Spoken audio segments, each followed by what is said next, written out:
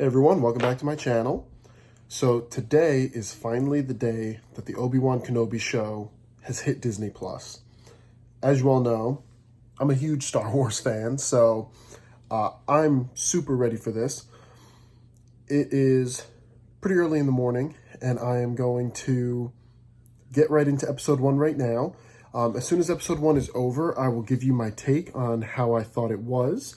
They did release 2 episodes today. So I am going to watch both of them and review both of them for you. I will let you know right now there are going to be spoilers. So if you haven't seen it yet and you're looking for just kind of like how it is overall spoiler-free review, that's not going to be this. I am going to go into, specifics of what happens each episode. All right, so I'm going to go watch episode 1. I'll see you in a few minutes. All right, so I just finished episode 1. It was really good. So just to kind of walk you through a little bit, some of the main points of the episode. It does start with kind of flashbacks of the prequel trilogy. So it shows you kind of important scenes from episode 1, 2, and 3, mainly focused on Anakin and Obi-Wan's friendship, like how, in the last one he says, like, you were my brother, like it shows how close they were, and then it shows their fight at the end and how everything was broken. It also shows kind of Anakin's thirst for power and how he gets to the dark side. So that was pretty cool. But then they add something at the end. They add a line that Yoda now says to Obi-Wan of that he will teach him how to communicate with his master Qui-Gon while he's in solitude on Tatooine. So that was pretty cool. We actually get a scene where Obi-Wan tries to, because he has a nightmare of the fight with Anakin, and it kind of seems like he has these a lot. So you see him trying to communicate with Qui-Gon, but he's not able to. We also see a lot of scenes with Luke and Leia as kids, mostly Leia. We only get one of Luke, kind of the same one we had in the trailer, where he's on top of his house, like pretending he's on a spaceship. We do get a lot as Leia, though.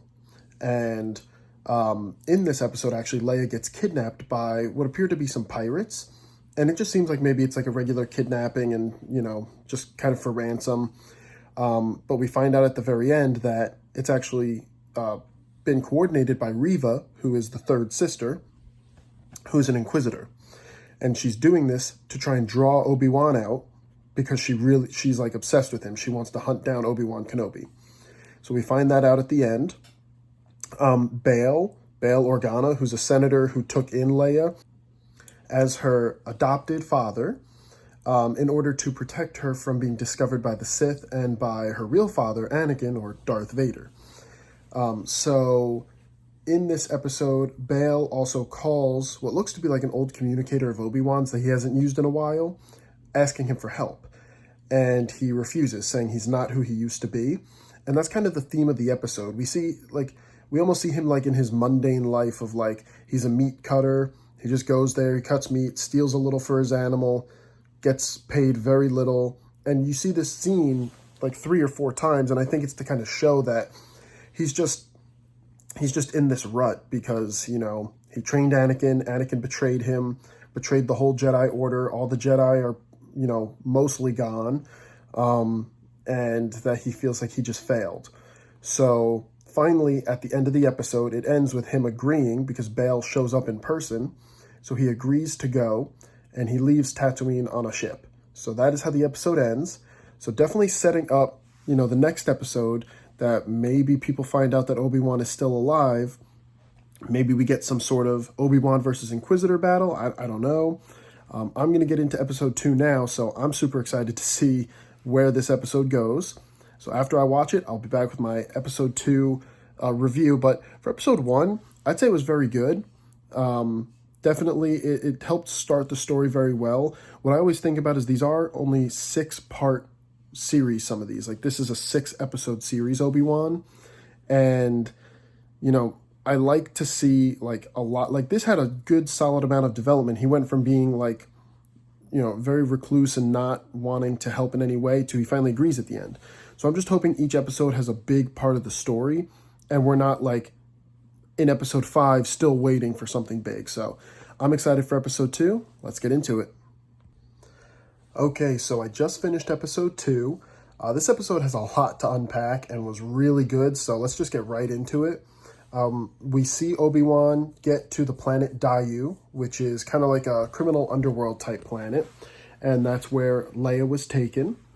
And as he's walking on the street, a homeless man puts out a clone helmet asking for change, and we actually get Tamora Morrison, if I said that right.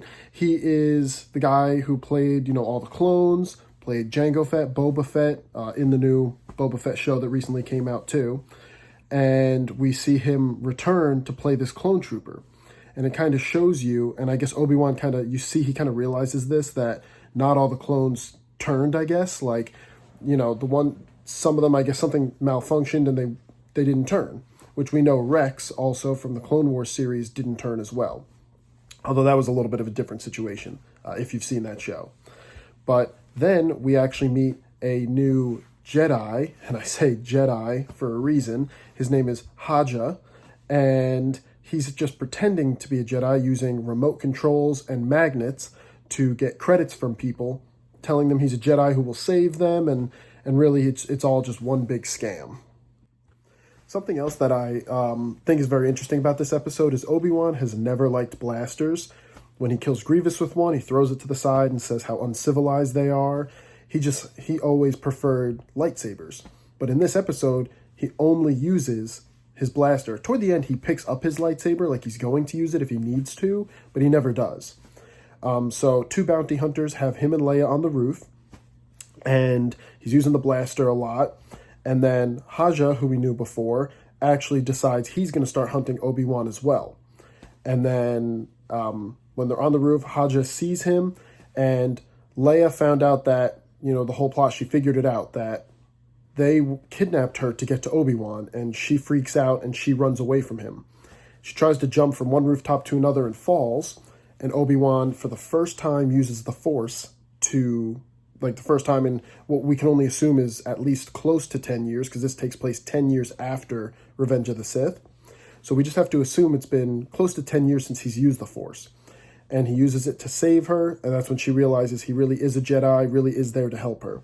And when Haja sees this, he realizes this is Obi-Wan Kenobi. He sees his face, he sees a Jedi, and he's like, okay, I gotta help him. So he has a change of heart as well. We also saw the first fight scene with Obi-Wan in a while when he fights he fights a couple kidnappers, but he doesn't really fight them as much. He uses this spice lab to find Leia, and he fights a couple of the workers in the spice lab. And you can see he's definitely rusty. You can definitely see he's very rusty in his fighting as he gets kind of beat up. But I assume as we get through the show, he'll kind of get some of his old tricks back, and hopefully we'll get some lightsaber battles pretty soon. Another thing that we get in this episode, there's a lot of Obi-Wan and Leia walking through the streets of Daiyu. We get some really good dialogue and really good just overall scenes between the two. And even at one point, he just looks at her and says, how old are you? And she says 10, and he says, you don't talk like you're 10, because she talks like she's an adult. At one point, he also makes a connection and says that she really reminds him of someone he knew in the past who wasn't a Jedi but was a leader. And he's referring to Padme, who's her mother. And of course, she doesn't know this, but it's just cool to see that connection made there to the prequel trilogies with Leia. We also get a really cool shot that you saw in the trailer of the Grand Inquisitor's spinning lightsaber. So that's really cool. And we also learn, for those who didn't know, that the Inquisitors are mostly former Jedi Padawans who were turned to the dark side. This whole show in episode 1 opens up with Order 66, after the prequel flashbacks, Order 66 first happening, and it shows a Jedi training a bunch of Padawans, and she gets them, she helps them escape, but then she gets killed. And we can only assume that some of these might be Inquisitors, and we might learn more about their background as we go on.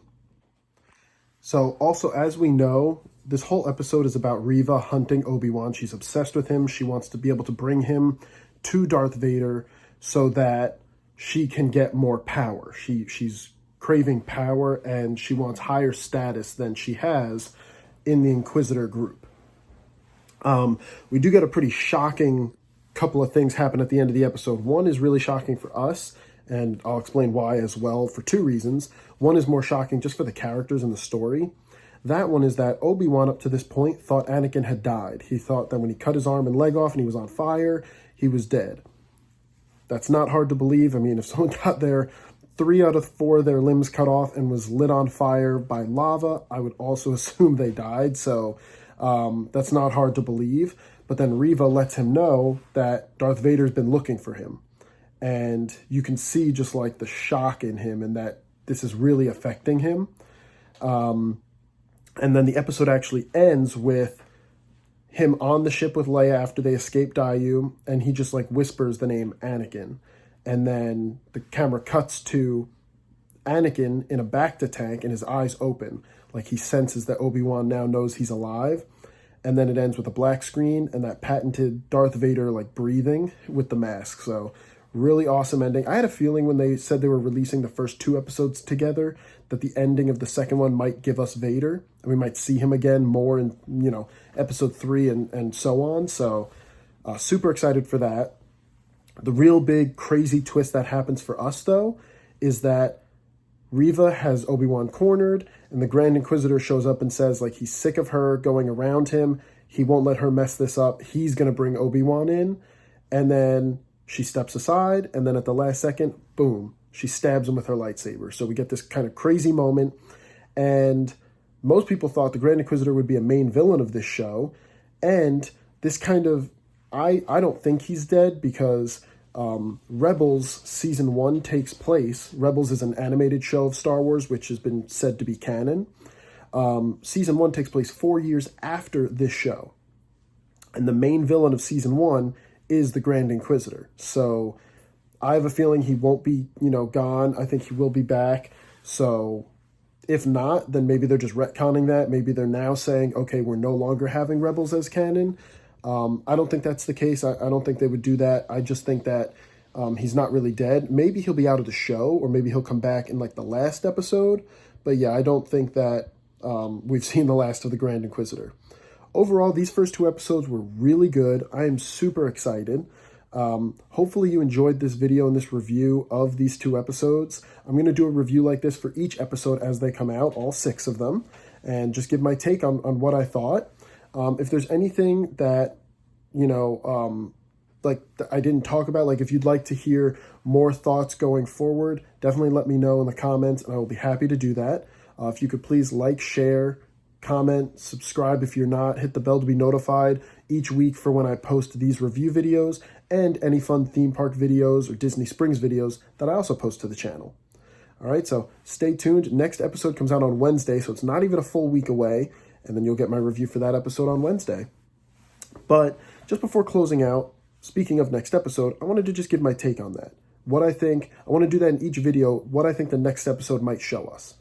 So I think the next episode is going to show us Obi-Wan returning Leia and maybe having the conversation with, Bail about, Bail Organa about, that Anakin's alive and he doesn't know what to do. And I think we're going to see him have this revelation that, like, he needs to finish what he started. That, like, almost like he wants to put Anakin out of his misery. Like, I think that's kind of what we're going to see here in episode 3. I don't think he's going to go back to Tatooine. If he goes back to Tatooine, I don't actually think it's going to be until the very end of episode 6. I think he's going to now go looking for Vader. Or, if not looking for Vader, maybe, like, going to Yoda or training. Like, he's going to make some big decision in episode 3. So I'm looking forward to that. All right, so like I said, just stay tuned for my next video, and we'll see you there.